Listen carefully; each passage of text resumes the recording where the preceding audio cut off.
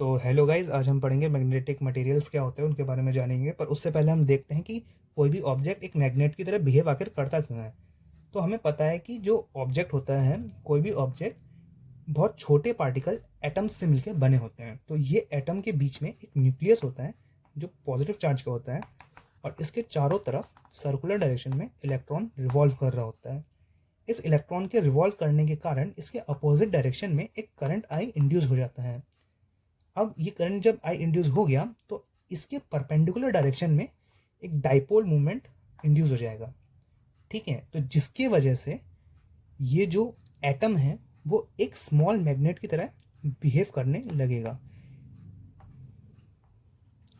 North direction या south direction में हो जाएगा। तो देखिए, due to the orbital angular movement of electron around the nucleus in an atom, a small magnetic dipole movement is induced, hence it act like a small magnet। मतलब एक atom में इसका जो न्यूक्लियस होता है, इसके ऑर्बिटल मूवमेंट करता है एक इलेक्ट्रॉन। तो इस इलेक्ट्रॉन के मूवमेंट की वजह से अपोजिट डायरेक्शन में इसके करंट आई इंड्यूस हो जाता है। तो इस करंट आई के परपेंडिकुलर में एक मैग्नेटिक डाइपोल मूवमेंट जो है वो इंड्यूस हो जाता है, जिसकी वजह से जो ये एटम है वो बहुत ही स्मॉल मैग्नेट की तरह बिहेव करने लगता है। इस जो मैग्नेट डाइपोल, इसका डायरेक्शन हम फिलामेंक्स के राइट हैंड रूल से निकाल सकते हैं, जिसमें जो उंगलियां होती हैं ये करंट का डायरेक्शन देती हैं, और जो इसका थंब होता है वो डाइपोल मूवमेंट का डायरेक्शन बताता है। Now we know that an atom contain more than one electron.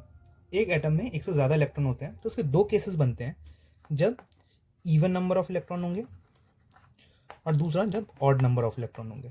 तो ये देखते हैं, जब इवन नंबर ऑफ इलेक्ट्रॉन होंगे तो क्या होगा। तो for even number of electrons इसमें दो केस बनते हैं, मूविंग इन अपोजिट डायरेक्शन। अगर दो इलेक्ट्रॉन्स एक दूसरे के अपोजिट डायरेक्शन में मूव कर रहे हैं तो क्या होगा, ये इलेक्ट्रॉन फॉर एग्जांपल इस न्यूक्लियस के क्लॉकवाइज डायरेक्शन में मूव कर रहा है, और ये वाला इलेक्ट्रॉन जो है वो इस वाले ऑर्बिट में एंटी क्लॉकवाइज डायरेक्शन मूव कर रहा है। तो इस वाले इलेक्ट्रॉन की वजह से एक इस डायरेक्शन में, इसके अपोजिट डायरेक्शन में करंट I1 इंड्यूस हो गया फॉर एग्जांपल, और जो ये वाला बाहर वाला इलेक्ट्रॉन है इसके अपोजिट डायरेक्शन में करंट I2 इंड्यूस हो गया। तो अब डाइपोल मूवमेंट इस वाले I1 की वजह से इस डायरेक्शन में इंड्यूस हो गया डाइपोल। ठीक है, और ये जो बाहर वाला इलेक्ट्रॉन है इसकी वजह से जो करंट I2 इंड्यूस हुआ, इसकी वजह से इसके अपोजिट डायरेक्शन में एक डाइपोल मूवमेंट इंड्यूस हो गया। अब क्या होता है, अगर ये जो I1 I2 की वैल्यू तो सेम होगी, तो इसके डाइपोल मूवमेंट की वैल्यू अगर सेम हुई तो ये दोनों एक दूसरे को कैंसिल आउट कर देंगे। तो नेट डाइपोल मूवमेंट क्या हो जाएगा, इस केस में जीरो हो जाएगा।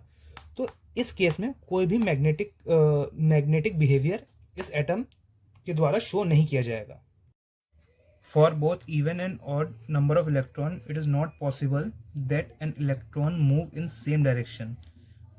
दोनों इलेक्ट्रॉन सेम डायरेक्शन में किसी न्यूक्लियस के अराउंड मूव नहीं कर सकते, चाहे इवन नंबर ऑफ इलेक्ट्रॉन्स हो चाहे ऑड नंबर ऑफ इलेक्ट्रॉन्स हो।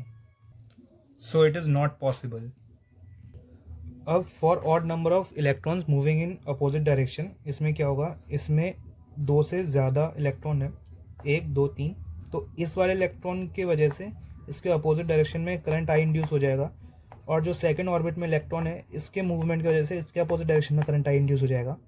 तो इस वाले करंट के वजह से एक डाइपोल मूवमेंट इधर आ जाएगा, और एक डाइपोल मूवमेंट इस वाले करंट की वजह से इधर आ जाएगा। लेकिन एक और इलेक्ट्रॉन है जो बहुत बाहर ऑर्बिट में मूव कर रहा है, तो इस वाले इलेक्ट्रॉन के मूवमेंट की वजह से एक इस डायरेक्शन में करंट आई इंड्यूस हो जाएगा।